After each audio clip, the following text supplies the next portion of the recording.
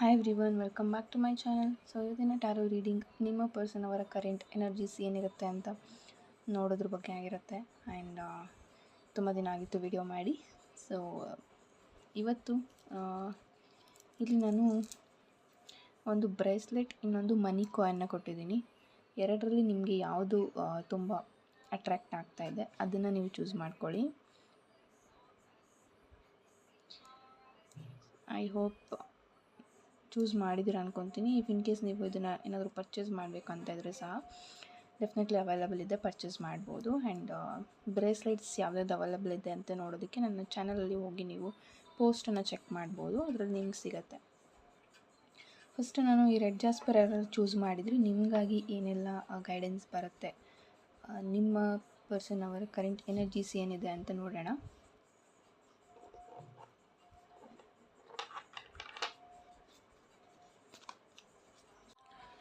Card shuffle ಮಾಡೋ ಟೈಮಲ್ಲಿ ಈ ಒಂದು ರೀಡಿಂಗನ್ನು ನೀವು ಓಪನ್ ಮೈಂಡೆಡಿಂದ ನೋಡಿ. ಆ್ಯಂಡ್ ಯಾವುದು ನಿಮಗೆ ರೆಸೊನೇಟ್ ಆಗುತ್ತೆ ಅದನ್ನು ಮಾತ್ರ ತೊಗೊಳ್ಳಿ. ಯಾವುದು ನಿಮಗೆ ರೆಸೊನೇಟ್ ಆಗೋದಿಲ್ಲ ಅದನ್ನು ನೀವು ಇಗ್ನೋರ್ ಮಾಡ್ಬೋದು.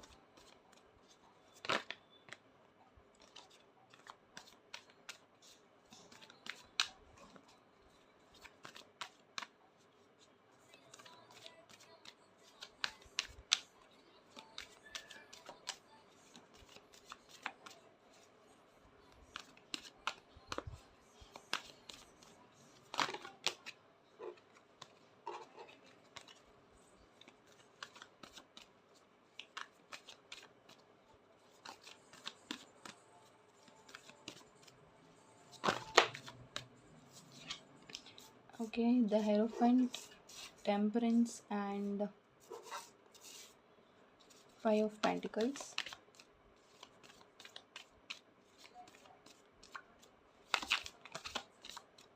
Okay, last card, the Empress card. Okay, so ಇಲ್ಲಿ ನಿಮ್ಮ ಡೇಟ್ ಆಫ್ ಬರ್ತ್ ಅಥವಾ ನಿಮ್ಮ ಪಾರ್ಟ್ನರ್ ಅವರ ಡೇಟ್ ಆಫ್ ಬರ್ತ್ 3, 5 ಆರ್ 14 ಆಗಿರ್ಬೋದು. ಆ್ಯಂಡ್ ಮೇಜರಾಗಿ 5 ಇರೋರು ತುಂಬ ಜನ ಇದ್ದೀರಾ ಅಂತ ಹೇಳ್ಬೋದು. ಸೊ ಈ ಒಂದು ರೆಡ್ ಜಾಸ್ಪರ್ ಎಲ್ಲ ಚೂಸ್ ಮಾಡಿದ್ದೀರಾ, ನಿಮ್ಮ ಪಾರ್ಟ್ನರ್ ಅವರ ಕರೆಂಟ್ ಎನರ್ಜೀಸ್ ಏನಿದೆ ಅಂತ ಹೇಳಿದ್ರೆ ನಿಮ್ಮನ್ನ ಅವರು ಮಿಸ್ ಮಾಡ್ಕೊಳ್ತಾ ಇದ್ದಾರಾ ಅಂತ ಅಂದರೆ ಡೆಫಿನೆಟ್ಲಿ ಎಸ್, ನಿಮ್ಮನ್ನ ಮಿಸ್ ಮಾಡ್ಕೊಳ್ತಾ ಇದ್ದಾರೆ. ಆ್ಯಂಡ್ ತುಂಬ ಜನ ಇಲ್ಲಿ ಸಿಂಗಲ್ ಪೇರೆಂಟ್ ಇದ್ದೀರಾ ಅಂತಲೂ ಹೇಳ್ಬೋದು. Single parent in case video ನೋಡ್ತಾ ಇದ್ದರೆ ಕಮೆಂಟ್ ಮಾಡಿ ಅಂತ ಹೇಳ್ತೀನಿ, ಬಿಕಾಸ್ ಆ ಒಂದು ಎನರ್ಜಿ ಸಹ ಇಲ್ಲಿ ಇದೆ. ಆ್ಯಂಡ್ ಆಲ್ಸೋ ಇಲ್ಲಿ ನಿಮ್ಮಿಬ್ಬರ ಮಧ್ಯೆ ಫೀಲಿಂಗ್ಸ್ ಏನೆಲ್ಲ ಶೇರ್ ಆಗಿತ್ತು ಆ್ಯಂಡ್ ನೀವು ಏನೆಲ್ಲ ಡ್ರೀಮ್ನ ಇಟ್ಕೊಂಡಿದ್ರಿ ಈ ಒಂದು ರಿಲೇಷನ್ಶಿಪ್ ಬಗ್ಗೆ, ಅದೆಲ್ಲ ಒಂದು ಕಡೆ ಎಂಡ್ ಆಗಿಬಿಡುತ್ತಾ ಅಂತ ನಿಮಗೆ ಅನ್ನಿಸ್ತಾ ಇರ್ಬೋದು. ಬಟ್ ಈ ಒಂದು ರಿಲೇಷನ್ಶಿಪ್ ಮುಂದೆ ಸಕ್ಸಸ್ ಆಗಬೇಕು ಅಂತ ಅಂದರೆ ತುಂಬ ಡಿಫಿಕಲ್ಟೀಸ್ನ ನೋಡಬೇಕಾಗತ್ತೆ. ಬಿಕಾಸ್ ಇಲ್ಲಿ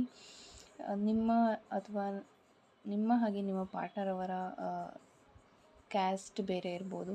ಸೊ ಆ ಒಂದು ಡಿಫ್ರೆನ್ಸ್ ನಿಮ್ಮಿಬ್ಬರ ಮಧ್ಯೆ ಇರ್ಬೋದು ಅಂತ ಬರ್ತದೆ. ಆ್ಯಂಡ್ ದ ಹೆರೋಫೆಂಟ್ ಕಾರ್ಡ್ ಇರೋದ್ರಿಂದ ಇಫ್ ಇನ್ ಕೇಸ್ ನೀವು ಇವ್ರ ಜೊತೆಗೆ ಇರ್ತೀನಿ ಅಂತ ಆದರೆ ಕೆಲವೊಂದು ವಿಚಾರಗಳನ್ನು ಇವರು ತುಂಬ ಡಾಮಿನೇಟ್ ಮಾಡ್ತಾರೆ ಅಂತ ಹೇಳ್ಬೋದು. ಆ್ಯಂಡ್ ಅದನ್ನು ನೀವು ಫೇಸ್ ಮಾಡ್ತಾ ಇರ್ಬೋದು ಸಹ. ನೀವು ಇರಬೇಕು ಅಂತ ಅಂದರೆ ನೀನು ಈ ಥರನೇ ಇರಬೇಕು ಅನ್ನೋ ಒಂದು ಕಂಡೀಷನ್ಸ್ ನಿಮಗೆ ಬರ್ತಾ ಇರ್ಬೋದು. ತುಂಬ ಡಾಮಿನೇಟಿಂಗ್ ಇರ್ಬೋದು ಆ್ಯಂಡ್ ತುಂಬ ಪದೇ ಪದೇ ಮಿಸ್ಟೇಕ್ಸ್ ಮಾಡ್ತಾರೆ. ಆ್ಯಂಡ್ ನೀವು ಅದನ್ನೆಲ್ಲ ಫರ್ಗಿವ್ ಮಾಡಿದ್ದೀರಾ. ಇಲ್ಲಿ ತುಂಬ ಜನ ಈ ವ್ಯಕ್ತಿಗೆ ಸೆಕೆಂಡ್ ಚಾನ್ಸಸ್ನ ಸಹ ಕೊಟ್ಟಿರ್ಬೋದು. ಆ್ಯಂಡ್ ಕರೆಂಟ್ಲಿ ಈ ಪರ್ಸನ್ ಎಲ್ಲದಕ್ಕೂ ರೆಡಿ ಇದ್ದಾರೆ ಅಂತ ಹೇಳ್ಬೋದು. ಬಟ್ ಯಾಕೆ ಅಂತಂದರೆ ಅವರು ನಿಮ್ಮನ್ನು ಬಿಟ್ಕೊಡೋಕ್ಕೂ ರೆಡಿ ಇದ್ದಾರೆ. ಇಲ್ಲಿ ರಿಸ್ಕ್ ತೊಗೊಳ್ಳೋದು ಸ್ವಲ್ಪ ಕಡಿಮೆನೇ ಇದೆ ಅಂತಲೂ ಹೇಳ್ಬೋದು. ಅವ್ರಿಗೆ ನೀವು ಅವ್ರ ಲೈಫಲ್ಲಿ ಬೇಕಿದೆ, ಬಟ್ ಇವರು ತುಂಬ ರಿಸ್ಕ್ ತೊಗೊಳ್ಳೋಕ್ಕೆ ರೆಡಿ ಇಲ್ಲ ಅಂತಲೂ ಬರ್ತಾ ಇದೆ.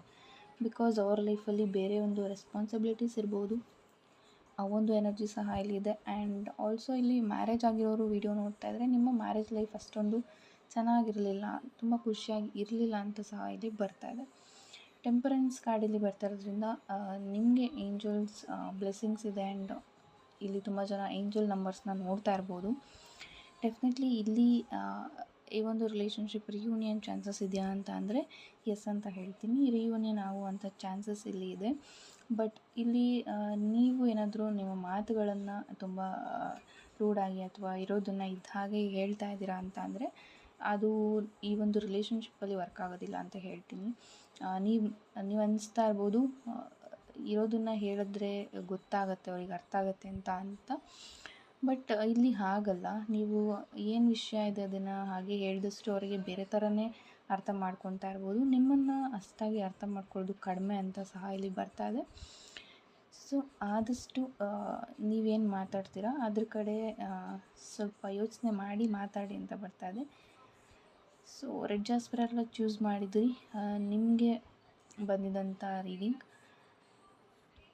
ಈ ಪರ್ಸನ್ಗೋಸ್ಕರ ನೀವು ವೆಯ್ಟ್ ಮಾಡ್ಬೋದು. ಆ್ಯಂಡ್ ಆಗಲೇ ಹೇಳಿದಾಗೆ ಸ್ವಲ್ಪ ಡಾಮಿನೇಟಿಂಗ್ ಎನರ್ಜಿ ಇದ್ದೇ ಇರುತ್ತೆ. ಆ್ಯಂಡ್ ಇಬ್ಬರ ಮಧ್ಯೆ ಕ್ಲ್ಯಾಶಸ್ ಸಹ ಇರುತ್ತೆ. ಬಟ್ ರಿಯೂನಿಯನ್ ಚಾನ್ಸಸ್ ಸಹ ಇಲ್ಲಿ ಇದೆ.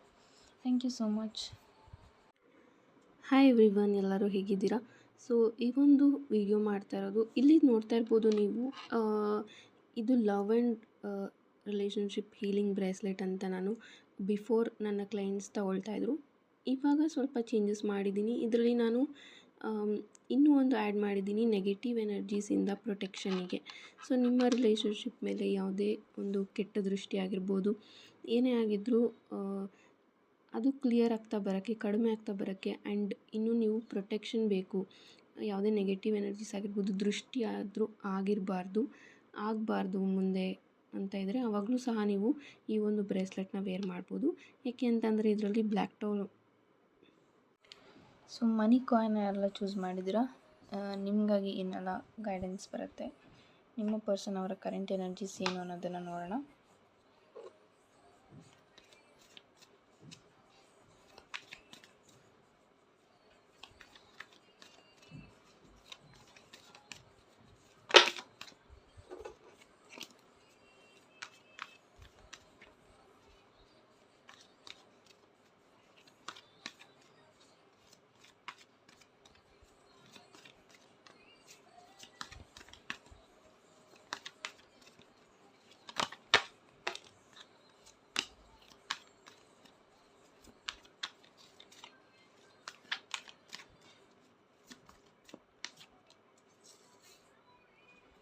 Okay, bottom of the deck 10 of pentacles ಬರ್ತಾ ಇದೆ.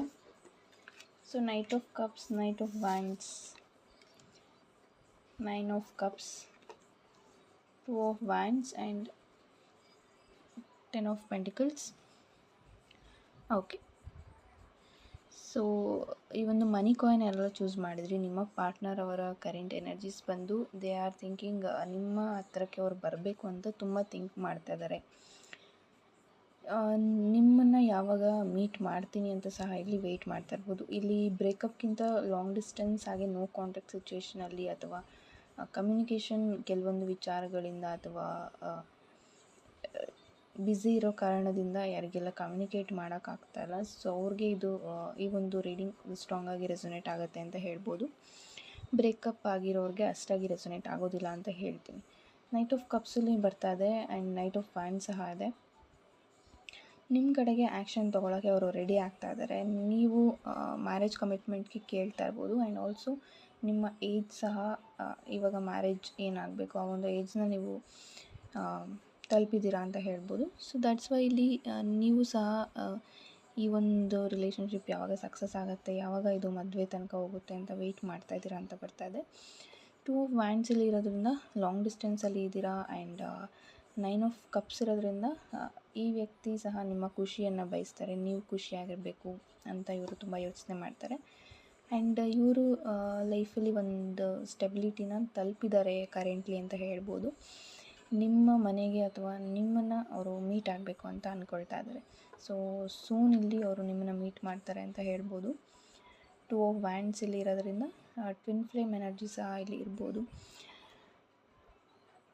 ಆ್ಯಂಡ್ ಆಲ್ಸೋ ಇಲ್ಲಿ ಜಾಯಿಂಟ್ ಫ್ಯಾಮಿಲಿ ಅಥವಾ ತುಂಬ ಜನ ಇರ್ಬೋದು ಇವ್ರ ಮನೆಯಲ್ಲಿ ಎಲ್ಡರ್ಸ್. ಆ್ಯಂಡ್ ಇವರು